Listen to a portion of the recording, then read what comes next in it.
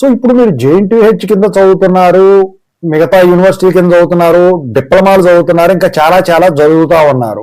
So ఇప్పుడు నేను చెప్పబోయేది వీళ్ళందరికీ కూడా అప్లికబుల్ అవుతుందండి. ఇంతకు అది ఏంటి? సో దాని గురించి చెప్పబోయే ముందు ఇంతవరకు ఈ ఛానల్ సబ్స్క్రైబ్ చేసుకున్న వాళ్ళు ఎవరుంటే సబ్స్క్రైబ్ చేసుకుని ఈ వీడియో లైక్ చేసి షేర్ చేయండి. మీకేనా నాతో అంటే కాల్ మీ ఫోటో ద్వారా కాల్ చేయండి. Telugu English Telegram WhatsApp channel join అండి. వీడియో అయిపోయింది. టాపిక్ లో వెళితే ఏంటంటే తెలంగాణ ప్రభుత్వం వచ్చేసరికి ఫీజులు నియంత్రణ కమిటీ ఏదైతే వేసిందో మనం ఇంతకుముందు మాట్లాడుకున్నాం. అయితే దాని ప్రకారంగా ఇంజనీరింగ్ కాలేజీల్లో చెప్పిన ఫీజుకు మించి గనక మీరు వసూలు చేస్తే, అది స్కూల్లో అయినా ఇంజనీరింగ్ కాలేజీలో అయినా దేంట్లో అయినా కానీ తీవ్రమైన పనిష్మెంట్లు ఉంటాయని చెప్పేసి చెప్పడం అయితే జరిగింది. దాని ప్రకారమే సో ఏవైతే కాలేజీలు ఎక్స్ట్రా ఫీజులు వసూలు చేస్తా ఉన్నాయో వాళ్ళు చెప్పిన దానికన్నా కాకుండా వాళ్లకు ఫైన్ వేయటం అయితే జరుగుతుంది అని చెప్పేసి వాళ్ళు చెప్పడం జరిగింది. కొన్ని చోట్ల కూడా వేసినట్టున్నారు, పూర్తి వివరాలు బయటకు అయితే రాలేదు.